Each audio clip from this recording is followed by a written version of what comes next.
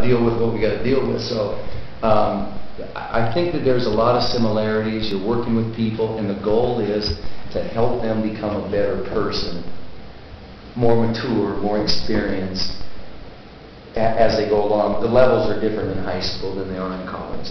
I think that's the difference. There's a model called the feedback loop. It's just inputs, transformation to the output. Do you see yourself taking feedback from your results of like a given season and using that feedback to change the way you coach or the way you do stuff next year or the next practice? Or yes. I'm not afraid to learn from my players, whether it's a drill they did in high school or something that they learned when they traveled to Europe during the summer with a group to play. In fact, I think the players probably don't realize this, and I don't remind them enough about it. I've said it this year already, and how lucky that they are that they have input into what we do in a lot of different ways. You know, on the court, off the court, during games, they have input. Bottom line is, I'm the guy that has to make the decision about what goes on anywhere, and that's where the buck stops. But I don't think they realize how lucky they are that they have as much input as they do in our program. And like I said, I don't know everything there is to know about human behavior and about about people and what drives them. I'm still learning a lot of that, even at age 52. But at least I have an open mind, I think, to that. And I don't know what other programs do. I just can't imagine that most coaches do it that way, because I think it's harder. I think it's more challenging. I think you open yourself up for even more criticism when you do it that way. But again, I think in the long run, the outcome that you could potentially achieve, a championship, individual growth in people as student athletes. You know, when I get athletes in college, I'm not going to teach them anything that's going to make them 50% better.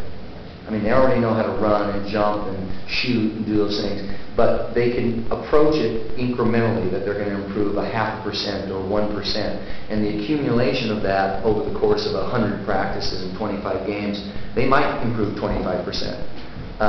But most of that's up to them, because somewhere a light bulb has to go on inside their head, and they have to figure that part out. And when they do that, you know, that's when you broke through some barriers, and that's special. I mean, that's when you got 7 guys averaging in double figures, the parents are happy, the alumni are happy, the athletic director's happy, the coach is happy, everybody's happy. So that's got to be the goal. Doesn't always happen that way, but that's got to be the goal. Yeah. So you, like, how do you set those goals? How are goals set? I allow the team to set their own goals, because I want them to be their goals. Now within that, I can help them out and say, okay, look, we want to take 2 defensive charges per half. We want to get a 5-second count each half. We want to get a 10-second count each half. We want to create a frenetic pace when we play. I can help them out, but I let them be make the goals, because what I've learned is that I do it, they don't really have ownership in it. It's like when you punish people for things that they've done wrong. Say you have some players that have gone out and they say, okay, well listen, I want you to come up with some ideas about what you think the team ought to have to do for this. Usually, they'll be harder on themselves than the coaches will, or the administration will. So I think that you allow them to set individual goals and team goals, and then I think you kind of work within the realm of that. I found that's the best way to do it, because if they own it, if the players own it, if it's their idea, if it's their goals, they'll work harder towards achieving those goals. Excuse me for a second. I'm back. And do you have them, like, I know you're big about writing things down, you know, with your plans and everything. Do you have them show their goals to you? In the notebooks. Yeah, I have them turn in individual goals. They come to me. I have the captains get together, and they put together team goals. So then we print them up, copy them off, put them in their notebook. They write goals down on a daily basis. Don't check them every day, or even every week, because again, that all takes time. And when you're dealing with 28 people and 2 different teams, you don't always have time to do that, along with teaching, coaching, recruiting, having a personal life, being married, having your own children.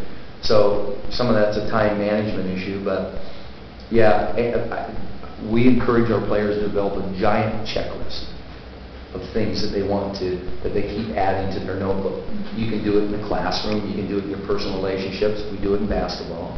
And within that, developing that giant checklist, you know, they're going to work on self-monitoring their own behavior and self-monitoring their own goals and improvement. Again, I think they'll work harder when you do that. Now, as a coach, we videotape and say, okay, here's what you did, here's what I want you to do. Or come to a jump stop there. Keep your feet floored when you make that pass. And then you help them write a goal so that they can accomplish that during practice. Now, they're the ones that are going to have to work on it, because when you do practice, you're working on team stuff. You know, I want them to spend 90% of their free time on the court shooting. I'll do the other stuff. Spend 90% of your time shooting. I mean, if you want to be a good shooter, you have to shoot. So within those goals, I think that they have to, you know, they're college students. They should be growing to the point where they can self-monitor, because they're going to be out of college and they're going to have to do that anyway. So I think that's a efficient way to do it when you're working with a high number of people. 1 to 28 is not a great ratio. It's just not. And we have assistant coaches, but they're not on staff. You know, they're not full time. So they're like the players. They usually show up at practice. So, you know, and it takes time to coach those people to get them to do the things that you want them to do. So again, trust issue. You have to trust your coaches, and luckily we get people who have been in our program and kind of know what we do. So the transition's easier for them and me.